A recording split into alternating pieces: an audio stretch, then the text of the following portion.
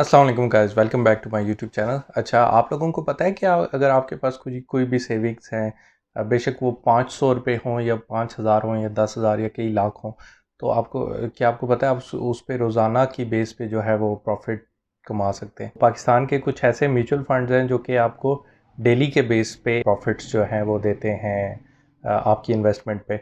तो इस तरह की वीडियोस मैं पहले भी बनाता रहा हूँ, उसमें म्यूचुअल फंड्स में आपको इन्वेस्ट करने पे मैंने इनकरेज किया। इसके अलावा मेन इनकरेज मैंने इस बात पे किया कि कभी भी आप अपनी जो सेविंग्स है वो कैश में ना रखें, क्योंकि कैश में जब आपकी सेविंग्स होती हैं तो वो करेंसी की डिप्लीशन की वजह से या फिर इन्फ्लेशन की वजह से वो उसकी वैल्यू ओवर द टाइम बिल्कुल ख़त्म हो जाती है। तो आज जो दो मैं आपको फंड्स बताने जा रहा हूँ वो पाकिस्तान के दो मशहूर बैंक एमसीबी और मीज़ान बैंक जो है वो ऑफ़र करते हैं। आप उनको कॉल करके म्यूचुअल फंड्स में जो है वो इन्वेस्ट कर सकते हैं। तो आपकी इन्वेस्टमेंट पे आपको रोज़ाना की बेस पे प्रॉफिट मिलेगा। जो एमसीबी वाला फंड है उसमें तो आप एज लो एज 500 रुपीज़ से भी आप अपनी इन्वेस्टमेंट स्टार्ट कर सकते हैं और मैक्सिमम लाखों करोड़ों तक आप इन्वेस्ट कर सकते हैं। तो इस तरह करते हैं, आए जाके ना कंप्यूटर स्क्रीन पे देख लेते हैं कि ये कौन कौन से फंड्स हैं और इसमें कैसे इन्वेस्ट किया जा सकता है और इनमें कितना आपको प्रॉफिट होगा डेली के बेस पे। स्क्रीन पे जाने से पहले एक छोटी सी बात, मैं इस तरह की एक और वीडियो जो है वो कंपाइल कर लूँ मंथली इनकम प्रोग्राम्स की,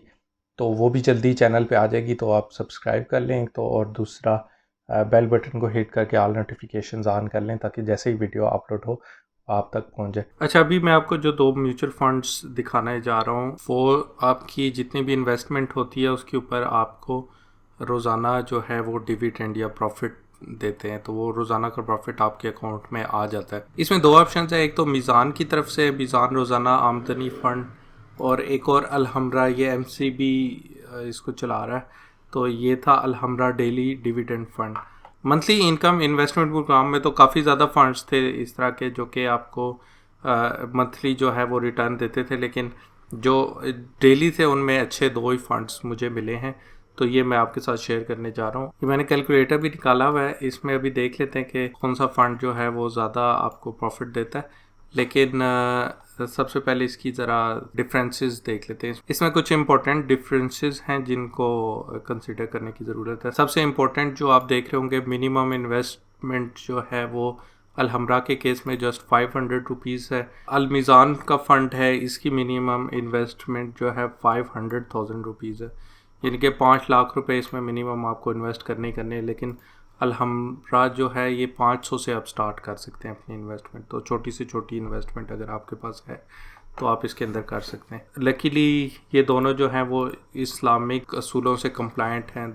ये जैसे ये कह रहा है कि शरिया कंप्लायंट इनकम फंड, और इसी तरह ये भी जो है वो अपने उसमें की फीचर्स में बता रहा है कि कंपेटिटिव हलाल रिटर्न्स। जब भी कोई बैंक वगैरह इस तरह क्लेम करता है अपनी किसी भी प्रोडक्ट के बारे में कि वो शरिया कंप्लायंट है, तो वो जस्ट ऐसे ही नहीं कह सकते।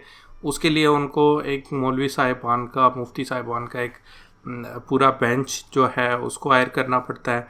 फिर वो जो हैं वो उस इस्लामिक लिहाज से उस पर पूरी रिसर्च करके वो बताते हैं कि हाँ ठीक है, ये तरीका आप करें, इस तरह से जो है ये शरिया कंप्लायंट हो जाएगा, और फिर उनकी ज़िम्मेदारी होती है वो चीज़। मुख्तलिफ बैंक्स ने ज़ाहिर है मुख्तलिफ मकतबा फ़िक्र के लोगों को हायर किया हुआ होता है, तो वो जो जो मुफ्ती साहिबान उन्होंने हायर किए हुए होते हैं उनकी डिटेल्स वगैरह उनकी वेबसाइट्स पे दी हुई होती हैं।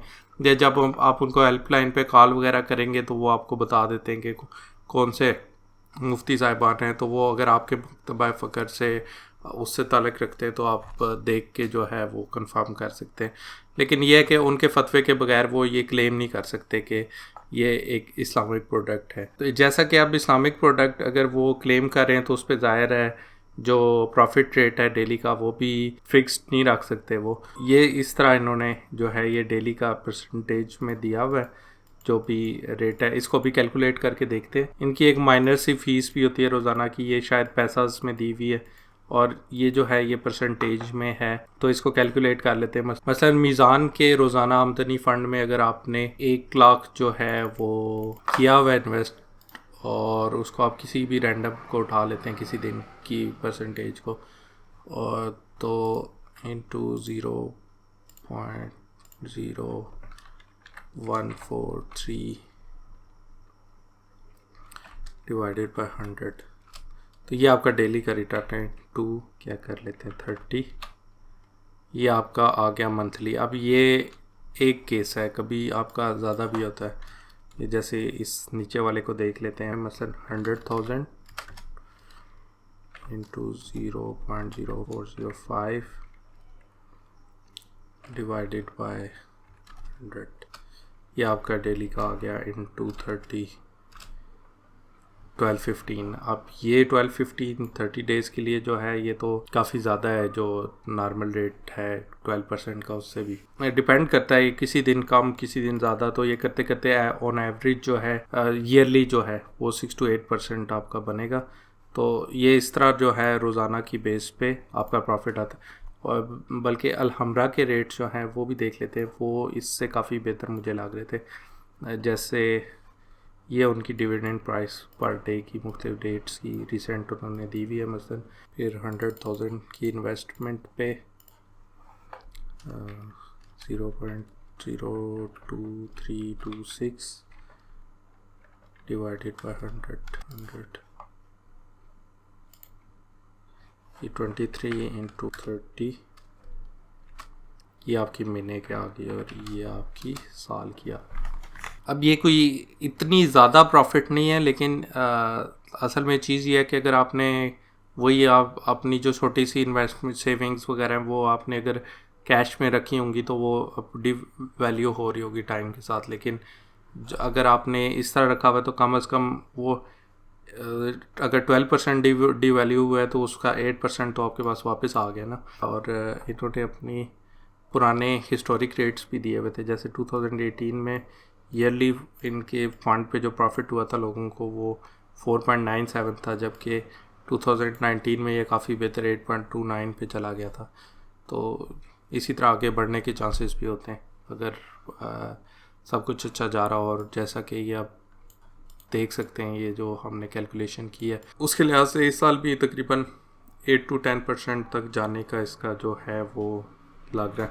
तो जस्ट मैंने आपको इंट्रोड्यूस करवाना था, बाकी आप जब इनसे अकाउंट ओपन करवाएंगे तो ये इन कैलकुलेशंस के बारे में भी कंफर्म कर लीजिएगा दोबारा। इसके अलावा इनकी जो एंट्री और एग्ज़िट फ़ीस होती है वो छोटी मोटी सी होती है। मसलन ₹1,00,000 पे 500 वो शायद आपको चार्ज करें फर्स्ट डिपॉज़िट पे, और शायद वो हो भी ना किसी फ़ंड के लिए। वो हर एक की जो है वो एंट्री और एग्ज़िट थोड़ा सा अपना वो रखते हैं। बाकी ये मैनेजमेंट फ़ीस वगैरह इसके लिए इसके बारे में आप डिटेल ले लीजिएगा। तो ये देख लें, इन दोनों के लिंक्स जो है मैं नीचे डिस्क्रिप्शन में ऐड कर दूँगा। बाकी इनकी हेल्पलाइंस वगैरह ये कॉन्टैक्ट अस के पेजेस दोनों पे मौजूद है। ये इधर आपको मिल जाएगा और ये इधर आपको मिल जाएगा। जैसा कि आपने दोनों फंड देख लिए, इनसे मुझे तो जो है ना वो अलहमरा वाला वो बेहतर लगा है, क्योंकि इसमें एक तो मिनिमम इन्वेस्टमेंट जो है वो उसकी बहुत कम से स्टार्ट हो रही है, यानी कि किसी के पास 500 रुपीज़ या इससे ज़्यादा कुछ भी अमाउंट है तो वो इन्वेस्ट कर सकता है। तो ज़ाहिर है कुछ लोगों के लिए ऑप्शन ये होगा, क्योंकि 5 लाख जो है वो दूसरे में मिनिमम इन्वेस्टमेंट है। वैसे भी आज जो अपनी सारी सेविंग्स है वो एक जगह पे तो रखनी नहीं चाहिए। एक तो ये, और दूसरा प्रॉफिट भी जो है ना वो MCB वाले पे थोड़ा सा ज़्यादा रिसेंट टाइम्स में जो है वो नज़र आ रहा है। तो बाकी आप इन दोनों बैंक्स को कॉल करके इसकी पूरी डिटेल्स लेके तो उस लिहाज से आप इनमें इन्वेस्ट कर सकते हैं। लेकिन अगेन फिर वही बात है कि आप अपनी जितनी भी सेविंग्स हैं उसको कभी भी एज अ कैश ना रखें। अच्छा, मंथली इनकम वाले काफ़ी ज़्यादा इससे जो है ना ऑप्शंस है, उस पर मैं एक रिसर्च कर रहा हूँ आजकल, और एक और वीडियो बहुत ही जल्दी मैं पब्लिश करने वाला हूँ। उसके लिए आप चैनल सब्सक्राइब कर लें और बेल बटन जो है वो उसको प्रेस करके ऑल नोटिफिकेशंस ऑन कर लें, ताकि जैसे ही वीडियो अपलोड हो आपको नोटिफिकेशन मिल जाए और आप वीडियो तक पहुंच जाए। Guys, thanks for watching this video. Subscribe this channel and see you in next video.